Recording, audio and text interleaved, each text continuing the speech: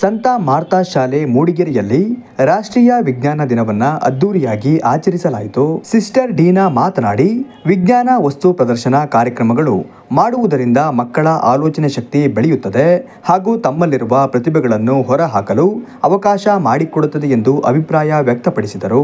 ಮುಖ್ಯ ಶಿಕ್ಷಕರು ಮಾತನಾಡಿ, ವಿಜ್ಞಾನ ವಿಷಯಗಳು ಚಟುವಟಿಕೆ ಆಧಾರಿತವಾಗಿ ಕಲಿಸಬೇಕು ಎಂದು ತಿಳಿಸಿದರು.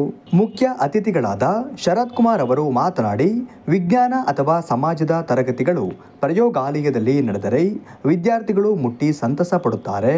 ಅವುಗಳ ಪರಿಚಯ ಜೊತೆಗೆ ಕಲಿಕೆಯಲ್ಲಿನ ನಾವೀನ್ಯತೆ ಉಂಟಾಗುತ್ತದೆ ಎಂದು ಅಭಿಪ್ರಾಯ ವ್ಯಕ್ತಪಡಿಸಿದರು.